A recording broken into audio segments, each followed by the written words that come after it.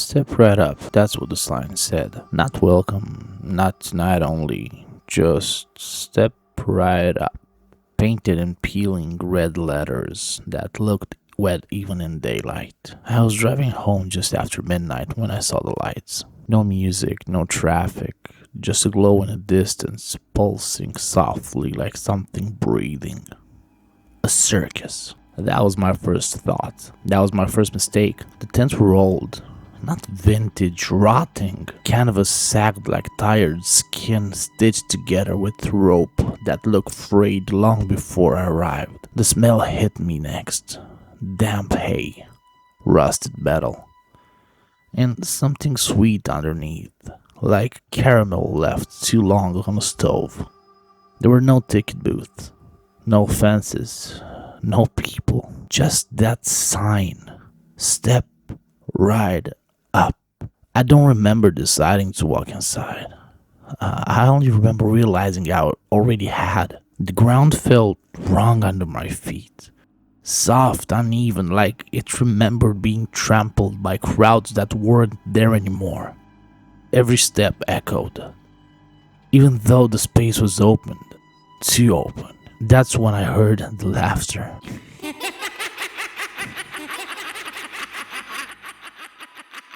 High-pitched, sharp, cutting through the silence in short bursts. It didn't sound happy. It sounded practiced. I followed it in the big tent. Inside, rows of seats curved around the circular stage. Every chair was occupied, not by people, but mannequins. Their faces were painted into frozen smiles, eyes wide, glassy, pointed towards the center. Some wore old coats, others had ribbons tied around their necks. A few were missing hands, one of them was still warm. Then the spotlight snapped on. In the center of the ring stood a clown, tall, too tall, his limbs bent at odd angles, joints popping softly as he moved. His makeup was cracked, flaking away to reveal grayer skin beneath. The smile painted on his face didn't quite line up with his mouth. When he spoke, his voice came from everywhere. "Ladies and gentlemen," he paused, then corrected himself. "Ladies and leftovers." The mannequins began to clap. Their wooden hands struck together in perfect rhythm. I tried to run. The exits were gone. "You came without a ticket," the clown said, stepping closer. I noticed then that his shoes left wet footprints.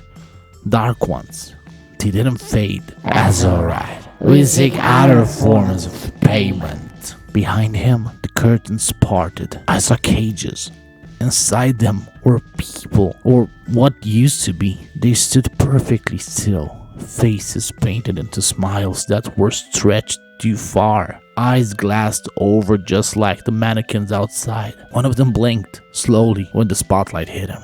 "Every show needs an audience," the clown whispered, leaning in close enough for me to smell his breath. It was sweet, sickeningly so. "And every audience eventually joins the act." He reached out. I woke up in my car. The road was empty, no lights, no circus, just my phone vibrating. It was a notification. "New event near you." Attached was a photo. A big tent, rows of seats, and in the front row, a mannequin wearing my jacket. I don't drive at night anymore, but sometimes when it's quiet, I hear it, the laughter, and a voice right behind my ear.